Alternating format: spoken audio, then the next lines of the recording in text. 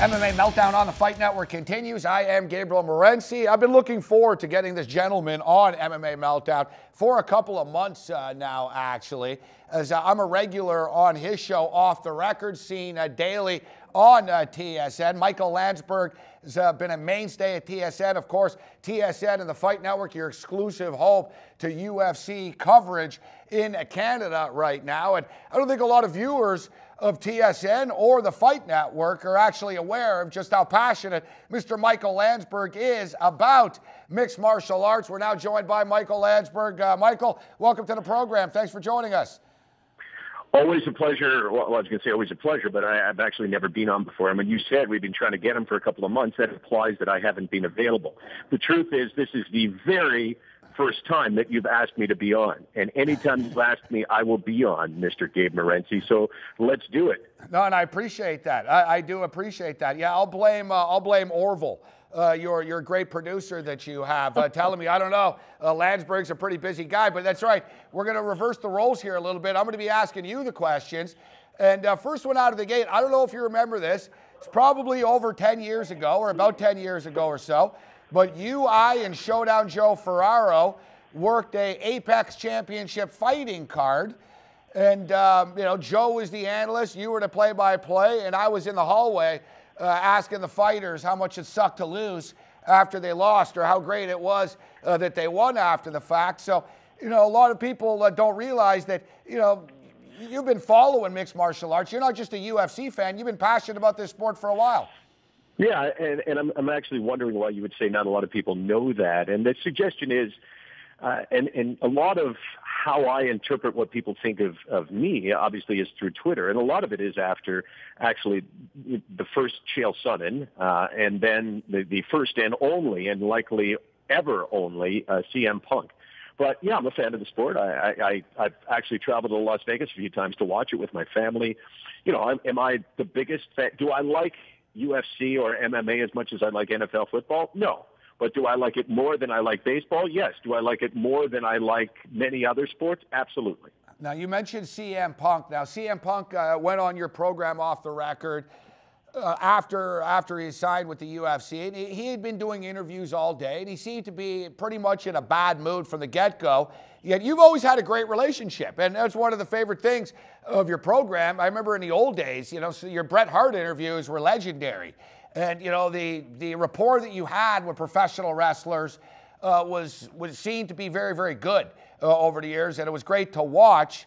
And then you bring in CM Punk, so I figured that you would have some leverage with wrestling fans in the sake that, hey, Landsberg's been interviewing wrestlers for years. You've been very kind to wrestlers. You've been pro wrestlers as far as them getting paid properly and taken care of properly. Yet you upset CM Punk in an interview, and people came at you hard, and probably harder than they've ever come at you, right? Yeah, I would say that was the most abuse that I've ever taken by a mile. And keep in mind, I'm a guy something. that does get abused from time to time. So yes. I know what it's like to say something that pisses people off. I know what it's like to anger someone who has way more fame than I have. And the CM Punk thing, I think, really magnifies every experience that I've had. I mean, I have 70,000 Twitter followers. CM Punk has 2.3 million. So if you're getting into a pissing match on Twitter, I'm going to get killed every time. And if you're looking for support from people who think OTR is a good show or whatever, as opposed to guys that are CM Punk fans, I'm dead. But here's what I say, Gabe. It's really important. I went on that show with two things in mind. I wanted to challenge him and ask him questions that viewers, fans want to be asked. And the other thing is I wanted to poke fun at him and have fun. And as I said to him when I saw him in a very uncomfortable moment at UFC 182, I said, look, if I disrespected you, I apologize. That was not my intention. My intention was to poke fun, and, I didn't mean most of what I said. I mean, let's face it. One of the things I said was, look, we don't know who your first opponent is, but we know you're a vegan, so maybe Chef Boyardee is going to fight you. Obviously, that's just a joke. And he felt like I disrespected him. And I said, look, I understand that, and I apologize. That was not my intention. I do this all the time with pretty famous guys, and most of the time they kind of laugh and enjoy the fact that someone's not kissing their ass. I got to be honest with you. I saw the bit, and I thought I thought the Chef Boyardee thing was going to piss him off, actually.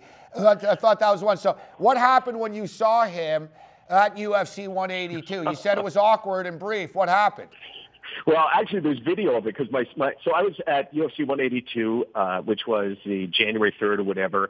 That was the Cormier John Bones Jones, and Dana White gave us, when I say us, my family, my son Corey, his girlfriend Liz, my daughter Casey, and my wife Karen were sitting in the second row. The first row was CM Punk. Damn, that guy had to get better seats than me. So I had known that he was going to be there, and I had decided that I would go up to him and just try to be a guy. Look, like, I'm not ashamed, I'm not embarrassed, I'm not afraid, that's for sure. And I would just go up to him and say, hey, if I offended you, I'm sorry. If I disrespected you, I'm sorry. That was not my intention. So my daughter says, well, I got your back. I'm going to come with you, jokingly, obviously. And I told my son, okay, well, you hang back and you take pictures and videotape this thing to see if it gets interesting. So I went up to him, and I said, look, you don't know who I am. You would never have seen me. It was a one-way interview. He couldn't see the interview. I'm just assuming he's never seen off the record. I say, I wanted to introduce myself. My name's Michael Landsberg. I'm the guy that you got mad at a couple of weeks ago or 10 days ago. This is my daughter, Casey. He goes, oh? So I said, yeah, I just came up here to say, essentially, and his wife was with him. What's her name? I have forgotten. I don't know, Mrs. CM Punk. I have no idea. Well, she's it's diva, right? It's AJ Lee. AJ Lee. See, I'm not as diehard as a wrestling fan as some people here. Thank you. Shout out to the boys in the booth. AJ Lee.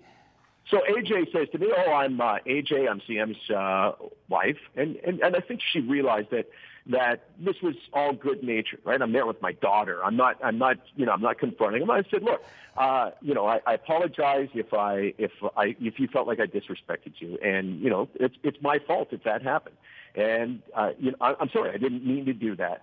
He goes, okay. So now it's really uncomfortable because I've just given him a 30-second sort of apology, and he's given me one word. And I say, well, as you know from my questions, I'm just trying to engage you, and I'm trying to challenge you, and I don't apologize for asking you some of the questions that I asked you. I think it's legitimate, to ask you about taking punches in the WWE as opposed to UFC. He goes, okay, no, there's no problem. I never had a problem. I go, well, you did have a problem, obviously. He goes, no, I mean, that's you. Well, whatever, I don't care. And it was clear that he had no time for me and no use for me, which, again, I don't blame him. This is not me saying, look at me and look at him. That's just the way it was. And there's a picture that my son took. You just look at his face, and he wants to kill me. Honest to God, you can just see it. I'll show it. I'll show it to you sometime. You can just see it in his eyes. Oh man, if this guy wasn't here, if we were someplace else, I would love to hit him. But I would have said to him, if he said, I'm going to hit you, I would have said, well, I'm going to hit you back, and you've never been hit before. So it was a really interesting experience. Yeah, and, when you said that your son was filming the conversation, I was thinking that's a good idea in case he decides to throw you down.